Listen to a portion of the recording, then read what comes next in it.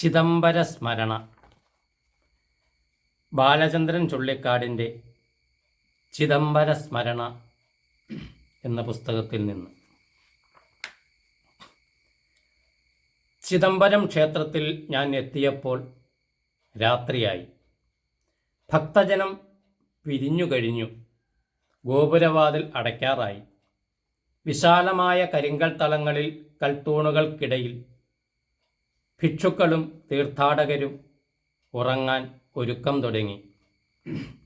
ഭാണ്ഡം നിലത്ത് വച്ച് ഒരു തൂണിൽ ചാരി ഞാനിരുന്നു. തഞ്ചാവൂരിൽ നിന്ന് കുംഭകോണം വഴി ശീർകാഴി വഴി എത്ര ദൂരം! എന്തൊരു ക്ഷീണം! ചിദംബര ഗോപുരത്തിൻ്റെ കൊടുമുടിയിൽ തിങ്കൾക്കല തെളിഞ്ഞു.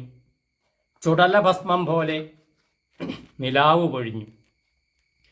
നടരാജമൂർത്തിയുടെ ശില്പപ്രപഞ്ചം എനിക്കു ചുറ്റും സ്തംഭിച്ചു നിന്നു. ക്ഷേത്രത്തിൻ്റെ അകത്തളങ്ങളിലെവിടെയോ ഏകാന്തമായ ഒരു ഖണ്ഡാനാദം മുഴങ്ങി നിശയുടെ നാമശൂന്യതയിൽ ലയിച്ചു.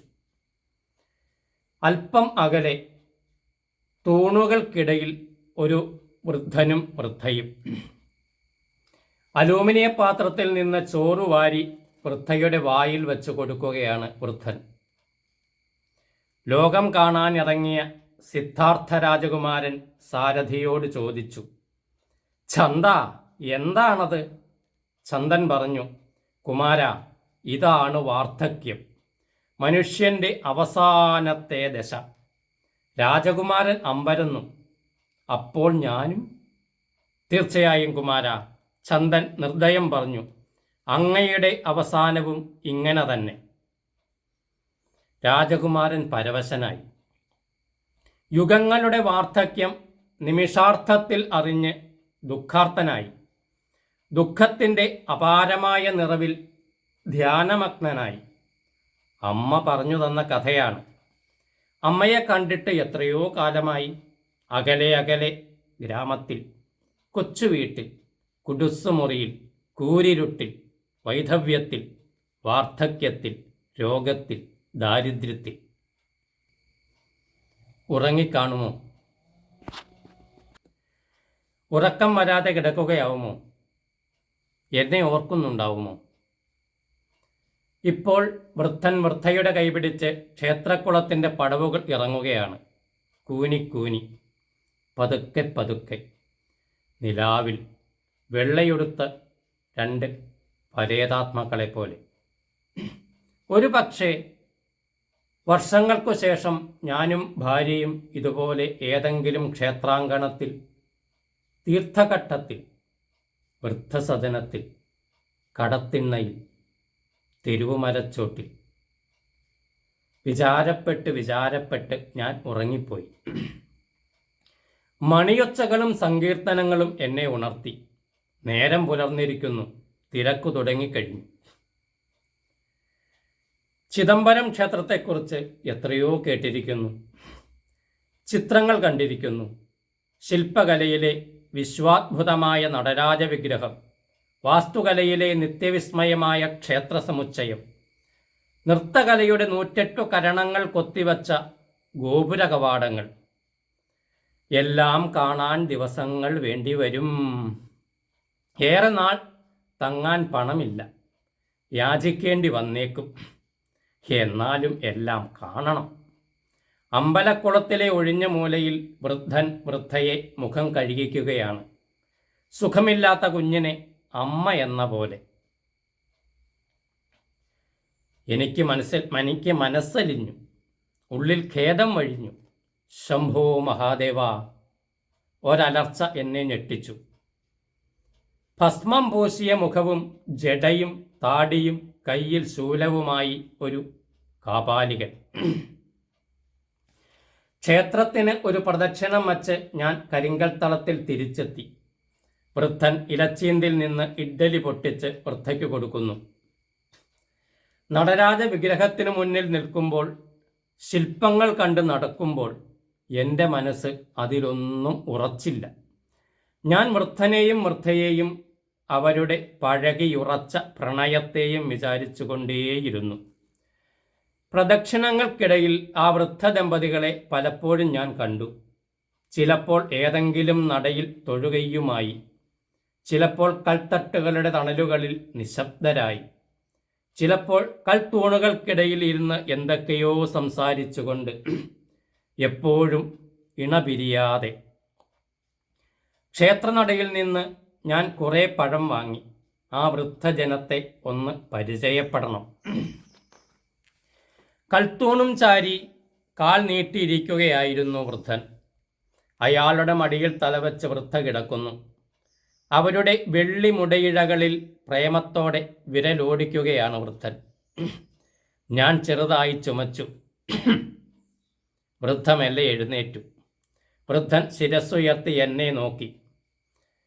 പരമശാന്തമായ മുഖങ്ങൾ, എല്ലാ തൃഷ്ണകളും ശമിച്ച കണ്ണുകൾ, ശിരസ്സുകളും പുരികങ്ങളും കൺപീലുകൾ പോലും നരച്ചിരിക്കുന്നു.